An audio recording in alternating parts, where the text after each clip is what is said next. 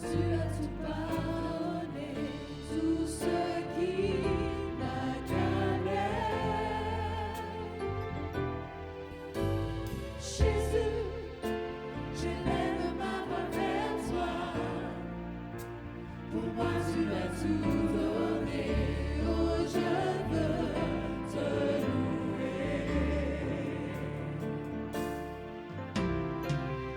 Même si tout basculait, si la peur venait m'envahir, rien ne pourrait taire ton amour.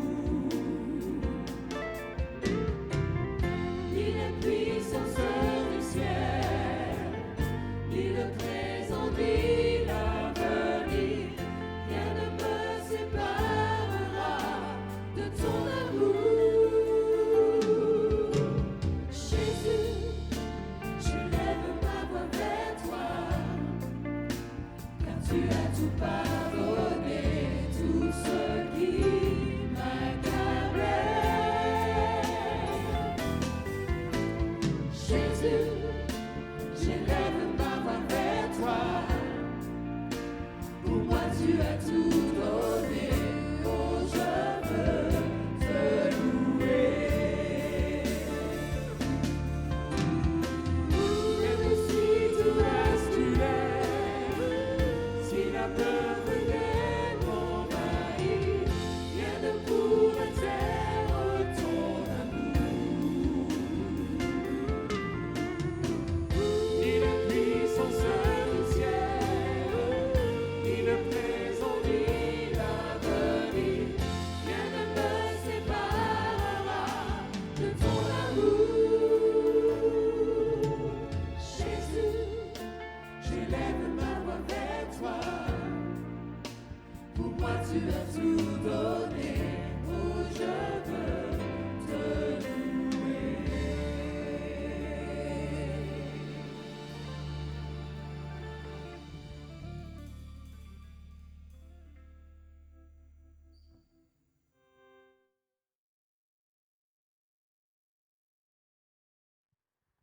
Chers frères, chères sœurs, chers amis internautes, c'est une joie de pouvoir communiquer avec vous ce soir, malgré les contraintes sanitaires fortes que nous subissons en ce moment. Nous savons que l'ennemi cherche à nous empêcher de diffuser la parole. Malgré tout, vous êtes là et nous sommes présents pour vous passer le message. Notre sœur Marie Pellan, tout à l'heure, va vous passer un message et nous allons l'entendre avec une grande joie, car tout ce que le Seigneur a à nous dire est d'une importance fondamentale, surtout en ces moments difficiles où nous avons besoin de ta présence, Seigneur. Alors, soyons heureux et nous sommes heureux de vous savoir que vous êtes derrière cet écran et nous vous souhaitons la bienvenue parmi nous. Nous allons maintenant baisser la tête pour la prière.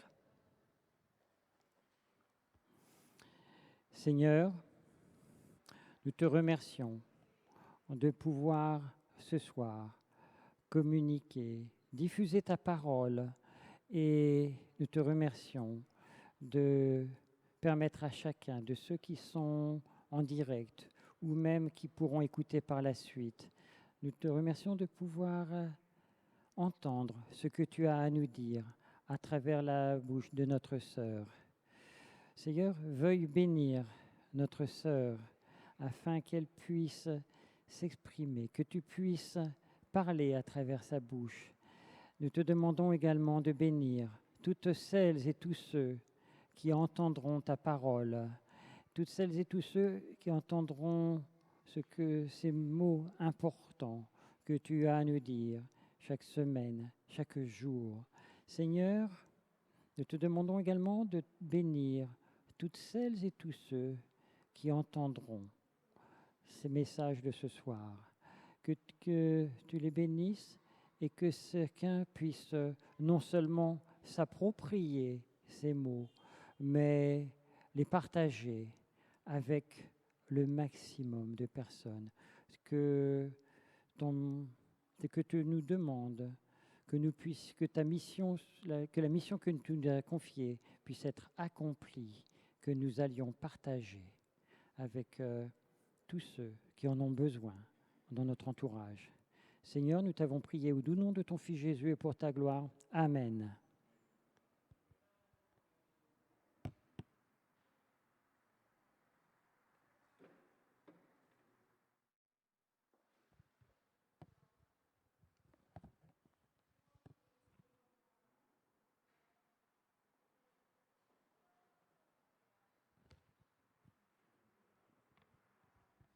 Chers amis, chers frères et sœurs, bonsoir. Et je salue en même temps tout le monde, puisqu'en fait tout le monde est par Internet. Quelle science Dieu a-t-il donné à l'homme? Le diable, il a cru pouvoir nous faire fermer la bouche, mais il s'est trompé très fortement, puisque nous pouvons communiquer même pendant un confinement. Vous vous rendez compte un peu de la science que Dieu a accordée à l'homme? Et l'homme, au lieu de rendre gloire à Dieu, il se glorifie lui-même. Et c'est pour ça qu'il tombe dans le panneau du diable. Alors, à nous de comprendre tout cela pour savoir comment réagir devant ces phénomènes. Ce soir, je vous propose un thème qui nous permette à tous de bien réfléchir sur la vie actuelle et notre position par rapport à tout ce qui se passe, par rapport à tout ce qui se déroule sous nos yeux. Tout d'abord, un petit rappel, parce que comme je dis, moi, si je ne parlais pas de la situation actuelle, le confinement, la COVID, tout ce qu'il y a, eh bien, vous croiriez que je viens d'une autre planète. Mais non, je suis bien sur Terre, donc je parle de cette COVID, de la situation actuelle, surtout la situation sanitaire qui est faite pour troubler les gens. Mais pas nous, parce que nous sommes avertis de toutes ces choses. Nous vivons un moment très critique de la vie de l'Église de Dieu.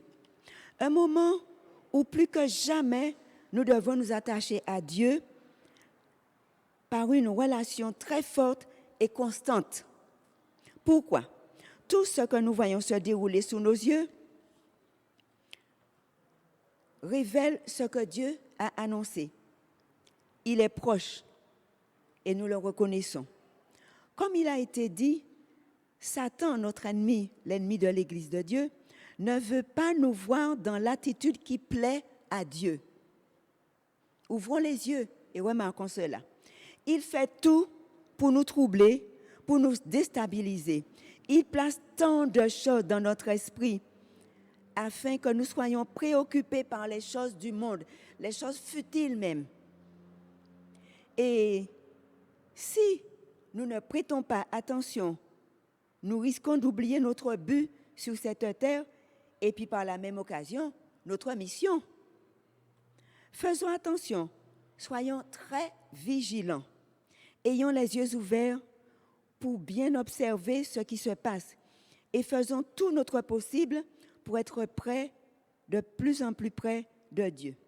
L'apôtre Paul nous le rappelle dans 1 Corinthiens 3, verset 9, « Car nous sommes ouvriers avec Dieu. » Cela veut dire que Dieu nous a placés, non pas pour venir s'asseoir ou pour nous regarder les uns les autres, mais il compte sur nous pour poursuivre et achever son œuvre sur cette terre. Ne restons donc pas là à se contenter de voir simplement. Je disais que nous vivons un moment critique de la vie de l'Église. C'est d'autant plus vrai qu'il nous réclame une plus grande ferveur que celle qui existait au temps des apôtres. Maintenant, pour nous aider à entrer vraiment dans la situation à laquelle j'aurais aimé vous voir, vous trouver, nous allons remonter un peu de l'histoire. Lorsque Dieu acheva la création, il déclara « tout était bon », ensuite « tout était très bon ». Cela veut dire qu'il n'y avait rien à ajouter, ni à encore bien retrancher. Et puis, en un rien de temps, tout a basculé et puis 1000 états aujourd'hui. Nous sommes dans un chaos incertain, nous ne savons même pas quand tout cela prendra fin. Mais nous savons que tout cela prendra fin. L'homme est devenu désobéissant. Et cette désobéissance a plongé le monde dans la cupidité, l'hypocrisie, l'avarice, les conflits, les guerres, les querelles, les crimes, le meurtre, le viol, le vol. Voilà la situation du monde actuel. Et encore, j'arrête la liste là. Dites-moi un peu, combien de fois, quand vous ouvrez la télé ou la radio pour entendre des nouvelles, combien sont belles? Combien nous enrichissent? Combien sont réjouissantes? Eh bien, on peut les énumérer facilement car elles sont très peu nombreuses, les nouvelles enrichissantes, les nouvelles réjouissantes. En désobéissant depuis le jardin d'Éden, la race humaine a brisé toute relation avec Dieu. Dieu avait prévu un projet extraordinaire pour l'homme, pour les humains. Mais l'homme n'a pas marché tout le temps dans le projet que Dieu a conçu pour lui. Dieu a décidé qu'il ne laisserait pas le monde aller à la dérive. Il vint vers l'homme, il alla le chercher et lui proposa de mettre à exécution un plan déjà conçu avant la fondation du monde. Au fil du temps, l'humanité a continué à vivre dans sa liberté.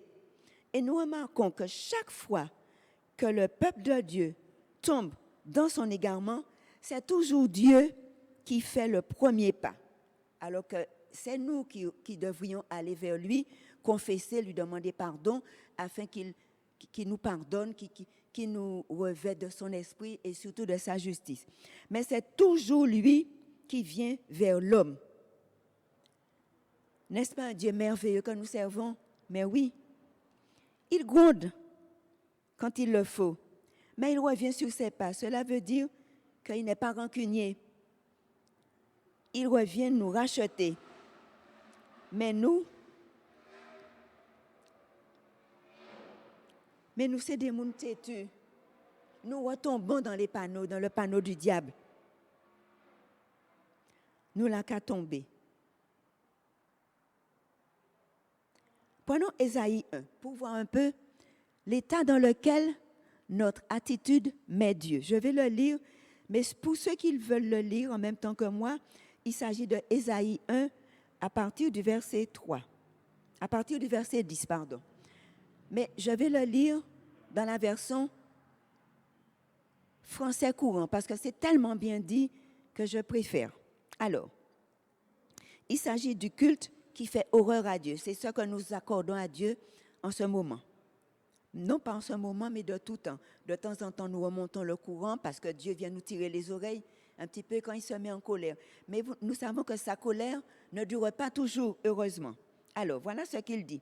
Vous, dirigeants corrompus, dignes de Sodome. Dieu s'adresse par l'intermédiaire de son prophète Ésaïe à son Église, à son peuple, à moi, à nous, à chacun. D'abord, les dirigeants dignes de Sodome. Écoutez bien ce que dit le Seigneur. Et vous, peuple perverti, digne de Gomorrhe. Donc, ce n'est pas bon, hein? C'est un reproche que Dieu... Sachez que lorsque Dieu fait un reproche à son peuple, ce n'est pas pour le mettre à la porte, ce n'est pas pour le punir, mais c'est pour nous faire prendre conscience de notre état pour revenir à lui. Alors voilà ce qu'il dit. Soyez attentifs aux instructions de notre Dieu. Ésaïe qui parle. Voilà ce que Dieu dit. Moi, ça me fait toujours trembler lorsque je lis ce passage-là du livre d'Ésaïe. Voilà ce qu'il dit, voilà ce que Jésus dit, ce que Dieu dit. Je n'en ai rien à faire de vos sacrifices, déclare le Seigneur. J'en ai assez des béliers consumés par le feu, de la graisse des veaux. Je n'éprouve aucun plaisir au sang des taureaux. Vous vous rendez compte? Des agneaux et des boucs. Vous venez vous présenter devant moi, mais vous ai-je demandé de piétiner les cours du temple? Cessez de m'apporter des offrandes. C'est inutile. Cessez de m'offrir la fumée des sacrifices. J'en ai horreur. Cessez vos célébrations des nouvelles lunes, des sabbats ou les fêtes solennelles. Je n'admets pas un culte mêlé au crime. Vous savez, Ésaïe parle à un moment où le peuple vivait vraiment dans l'abomination et dans l'adoration. Comme je dis toujours, j'ai du mal jusqu'à présent à comprendre comment le peuple d'Israël, recevant les paroles de Dieu de manière directe par rapport à nous, tombe dans l'idolâtrie. Ça, c'est quelque chose qui me dépasse, mais enfin. Voilà ce que Dieu dit encore. Je déteste vos nouvelles lunes. Vos cérémonies sont un fardeau pour moi. Je suis fatiguée de les supporter. Quand vous étendez les mains pour prier, moi je me bouche les yeux pour ne pas voir. Vous vous rendez compte? Dieu a dit qu'il se bouche les yeux pour ne pas nous voir prosternés devant lui pour prier. Voilà l'état dans lequel le peuple de Dieu se trouvait, et aujourd'hui ce n'est pas différent. Vous avez beau faire prière sur prière, je refuse d'écouter. Vous vous rendez compte, Dieu qui dit, je refuse d'écouter les prières. Car vos mains sont couvertes de sang. Il faut voir qu'à l'époque, ils commettaient des crimes, des meurtres, pour un rien. Quelquefois, c'était même des fratricides. Nettoyez-vous et purifiez-vous. Écartez de ma vue vos mauvaises actions. Cessez de faire le mal. Voilà ce que Dieu nous dit aujourd'hui. Cessez de faire le mal. Apprenez à faire le bien. Pourquoi il dit ça? C'est parce que beaucoup de gens disent, ah, moi je ne mens pas, je ne vole pas, je ne fais rien de mal. Mais cette personne ne fait pas non plus le bien. Alors que l'apôtre Jacques, dans Jacques 4, verset 17, nous dit, celui qui sait faire le bien et ne le fait pas commet un péché. Donc, il ne s'agit pas pour nous de dire, je ne mens pas, je ne bois pas, je ne tue personne, je ne fais du mal à personne, mais pour autant, je ne fais pas le bien. Et je pêche, quand même. Et c'est pour ça qu'il ajoute, cessez de faire le mal, mais apprenez à faire le bien. Ce qui signifie que lorsque nous nous écartons du danger, du péché, du mal, en même temps, nous nous approchons de Dieu pour faire le bien. Cela veut dire que deux gestes simultanés, c'est-à-dire, je m'éloigne du mal, je m'approche du bien, je m'approche de Dieu. Donc, c'est pour ça qu'il dit, cessez de faire le mal, mais il ne s'arrête pas là, il dit, mais faites le bien. Nettoyez-vous, purifiez-vous, écartez de ma vue vos mauvaises actions. Donc, est-ce que vous pensez qu'on a besoin de dire à un meurtrier qu'il a tué quelqu'un? Est-ce qu'on a besoin de lui dire que ce n'est pas bien? Il le sait. La preuve, c'est qu'il se cache pour qu'on ne le trouve pas. Il sait que ce n'est pas bien. Et c'est pour ça qu'il a dit, nettoyez-vous, purifiez-vous, écartez de ma vue vos mauvaises actions. Cela veut dire arrêtez de désobéir, arrêtez de pécher, arrêtez de mentir, arrêtez de faire le mal, arrêtez de commettre des crimes, des viols, etc. Cessez de faire le mal. Apprenez à faire le bien. Donc, si nous cessons de faire le mal, ne nous arrêtons pas là. Faisons le bien tout de suite. Et si nous ne savons pas quoi faire, faisons appel à Dieu. Il pourra nous indiquer le bien à faire. Préoccupez-vous du droit des gens. Tirez d'affaire l'opprimé. C'est-à-dire que ne faisons pas, si nous voyons quelqu'un qui est dans le besoin, ne faisons pas celui qui n'a rien vu. Accourez à son aide. Rendez justice à l'orphelin, défendez la cause de la veuve. Voilà ce que Dieu dit. Mais il ne s'arrête pas là, heureusement, parce que comme je disais tout à l'heure, Dieu, quand il reprend et qu'il se met en colère, ce n'est pas pour nous punir, ce n'est pas pour notre mal, au contraire, pour notre bien. Puisque, au contraire, devant cette situation, lorsqu'il voit que nous ne faisons rien pour nous rapprocher de lui, voilà ce qu'il nous propose dans Ésaïe 1, à partir du verset 18. L'Éternel nous propose un procès. Il dit, venez donc, dit le Seigneur, nous allons nous expliquer. Vous vous rendez compte? Dieu aurait pu dire, bon, mais tant pis pour eux, j'ai tout fait pour eux. Puisque, à un moment donné, il s'est adressé au peuple d'Israël. Le peuple d'Israël plongeait tellement dans le mal qu'il leur a dit, écoutez, enfants d'Israël, qu'est-ce que vous aviez besoin que je n'ai pas fait pour vous? Dieu s'est senti obligé de poser cette question au peuple. Mais c'est la même chose qu'il nous dit. Il dit, venez, nous allons nous expliquer. qu'est-ce que Dieu a à nous expliquer? Rien du tout. C'est nous plutôt qui avons, non pas à nous justifier du mal que nous commettons, mais à lui demander pardon. Ah, il dit, venez, nous allons nous expliquer. Et puis il ajoute, si vos crimes sont de la teinte du sang, peuvent-ils devenir blancs comme neige? S'ils sont rouges vermillons, peuvent-ils prendre la blancheur de la laine? Donc Dieu nous propose ce procès. Il dit, c'est pas grave, si vous avez péché, venez. Je vais arranger ça pour vous, j'ai déjà tout prévu. Le sang de mon fils a été versé justement pour blanchir, pour vous blanchir, pour enlever vos péchés qui sont rouges de sang. Alors donc, Dieu nous propose de venir nous expliquer avec lui. Non pas de nous justifier pour lui dire pourquoi nous avons péché, mais confesser nos fautes. C'est ce qu'il attend.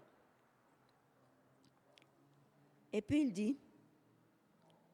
il dit, si vous étiez bien disposés, si vous m'écoutiez, vous pourriez vous nourrir de bons produits du pays.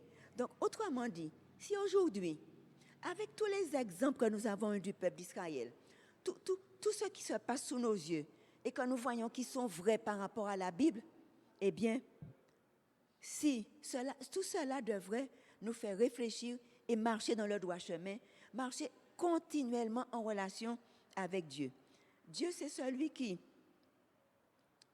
voyant le mal que nous faisons, il ne nous tourne pas le dos. Il nous appelle. Et puis, c'est comme si nous étions attachés à lui avec un cordon. Quand nous avons péché, le cordon se coupe. Qu'est-ce que Dieu fait? Il aurait pu dire, bon, laissez-le tranquille, laissez-les tranquilles. Non, il reprend les morceaux, il reprend les deux bouts et puis il essaie de coller. C'est pour ça qu'il dit, venez, nous allons nous expliquer. Qu'est-ce que nous avons à expliquer à Dieu? Rien du tout, puisque Dieu sait tout. Mais ce que Dieu attend de nous, c'est que nous reconnaissions nos fautes. C'est que nous reconnaissions que nous péchons, que nous désobéissons, que nous obéissons à Satan, que nous faisons plaisir au lieu de lui plaire. Voilà. Voilà ce qu'il s'attend à ce que nous lui disions. Mais il sait déjà. Mais Dieu veut que de nous-mêmes, nous lui disions notre besoin. Et ainsi, il répond. Et puis, il le fait parce qu'il voit que nous continuons à vivre dans notre liberté. C'est-à-dire que nous avons envie de nous plaire, nous avons envie de faire ce qui nous intéresse, vraiment ce qui nous plaît. Et ce qui nous plaît ne plaît pas toujours à Dieu.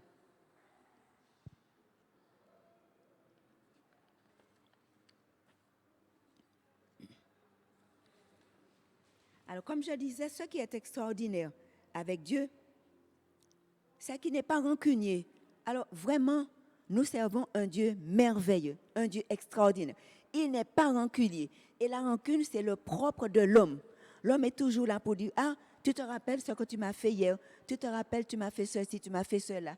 Dieu ne vient pas ainsi, puisqu'il sait déjà. Il vient, au contraire, il nous dit de venir et il va nous accorder le pardon.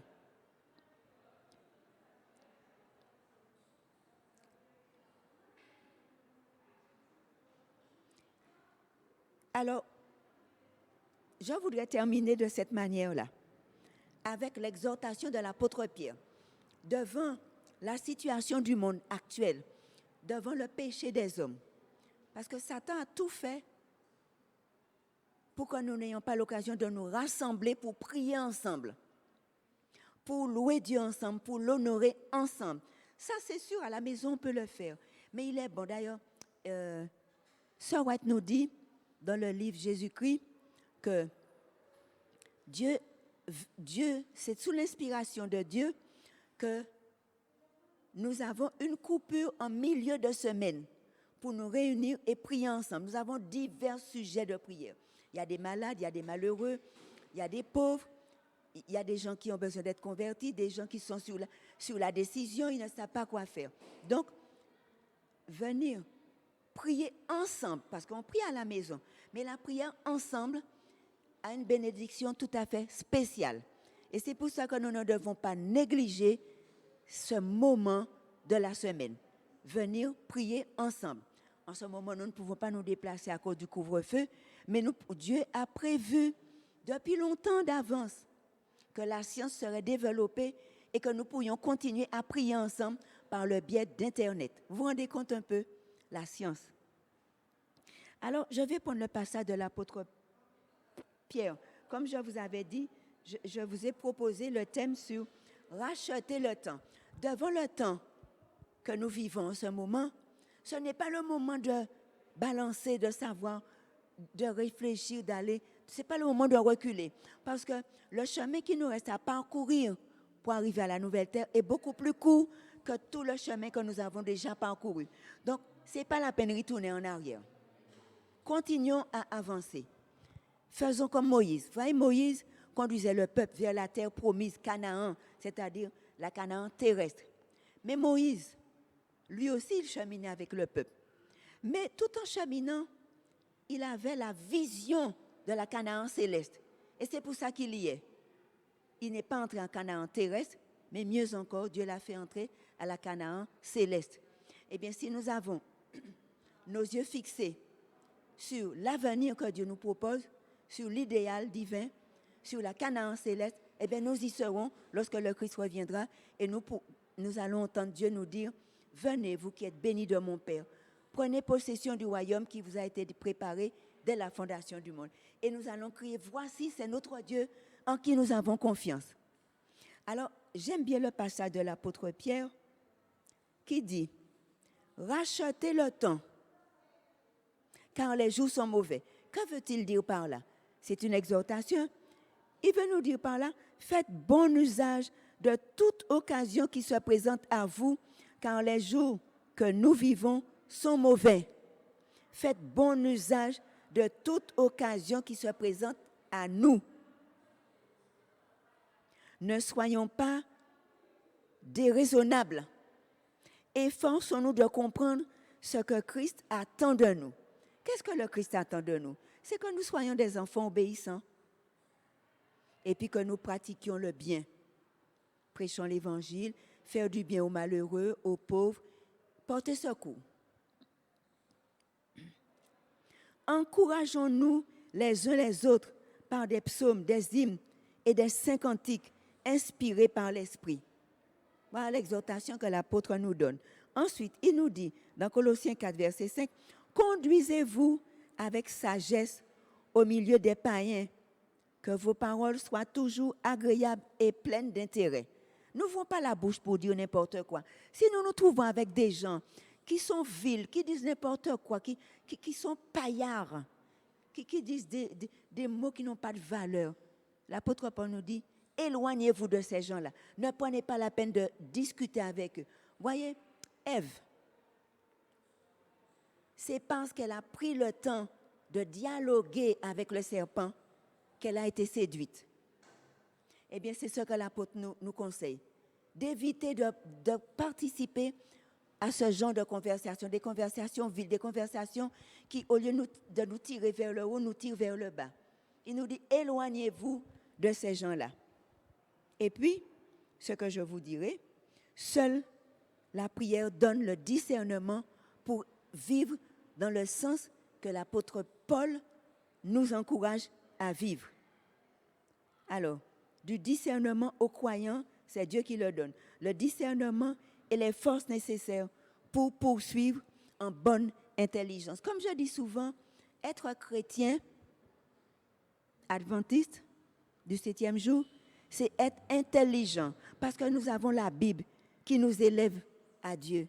Nous avons les écrits qui nous indiquent comment vivre, comment éviter ce qui est mauvais et marcher dans le bien. Je reprends le verset de Jacques. Il ne s'agit pas pour nous de dire que nous ne faisons pas le mal. Il faut en même temps faire le bien. L'apôtre Jacques dit dans Jacques 4, verset 17, « Celui qui sait faire le bien et ne le fait pas commet un péché. » Donc, éloignons-nous du mal, mais approchons-nous du bien. Faisons le bien. Disons des paroles qui peuvent élever. Eh bien, c'est cette exhortation de l'apôtre Paul que j'avais prévu de vous présenter ce soir. J'espère que tout cela, vous l'aurez retenu et que Dieu fera le nécessaire. Le tout c'est de pouvoir demander à Dieu, de pouvoir rester avec lui, de pouvoir lui demander de nous aider à marcher dans son projet. Entrons dans son projet et vous verrez comment Dieu change nos vies et il va revenir plus tôt que nous ne le pensions. Que Dieu vous bénisse et qu'il nous aide à comprendre tout cela. Rachetez le temps. Autrement dit, faites bon usage de toute occasion qui se présente à vous, car les jours sont mauvais. Ne soyons pas déraisonnables. Efforçons-nous de comprendre ce que Christ attend de nous. Encourageons-nous les uns les autres par des psaumes, des hymnes, des saints cantiques inspirés par l'Esprit.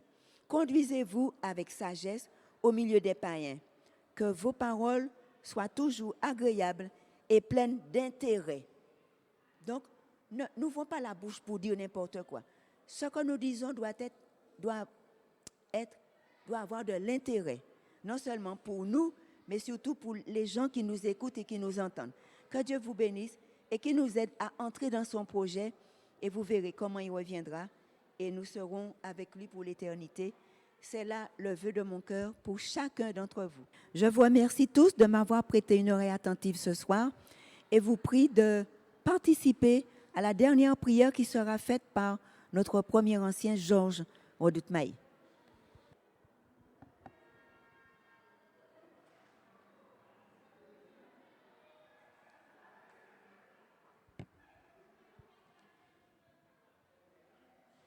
Je vous prie de vous tenir debout alors que nous allons prier.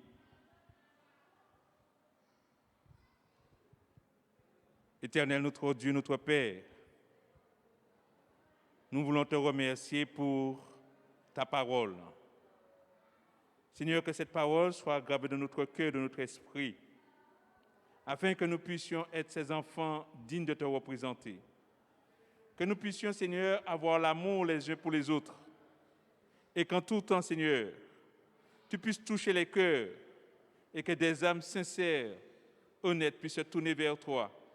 Et que, Seigneur, ceux qui ont encore le doute ou qui hésitent puissent savoir combien tu les aimes, afin qu'eux aussi puissent rentrer sous ta bénédiction. Oui, nous vivons des temps où, Seigneur, nous ne savons que faire, nous sommes troublés, mais tu nous dis de ne pas nous inquiéter, car tu es avec nous. Et nous avons cette assurance, Seigneur, quand tu nous conduis, c'est pour notre bien. Apprends-nous à nous aimer et surtout à partager ta parole de vérité, afin que les âmes puissent être sereins. Et quoi qu'il arrive, nous puissions, Seigneur, être toujours dans ta paix, dans ta grâce. Que la sagesse que tu nous donnes nous permet chaque jour de te donner la première place dans notre vie. Et ainsi, Seigneur, à acheminer nos pas dans celle de Jésus-Christ. Oui, tu vois que nous vivons des temps difficiles. Tu vois parfois que l'homme est troublé. Mais Seigneur, apprends tes enfants à compter sur toi et à dispenser adroitement ta parole de vérité. Et nous remercions, Seigneur, le fait que tu t'es servi de ta servante pour nous parler en ce soir.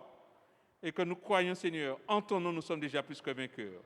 Accorde-nous ta grâce, ton pardon, ton esprit, et veille que nous soyons toujours en prière, connectés à toi, afin de grandir en statut et en grâce. Exauce-nous, Seigneur, et fais-nous du bien comme toi seul tu sais le faire. Nous t'en prions, au nom de Jésus, pour ta gloire. Amen.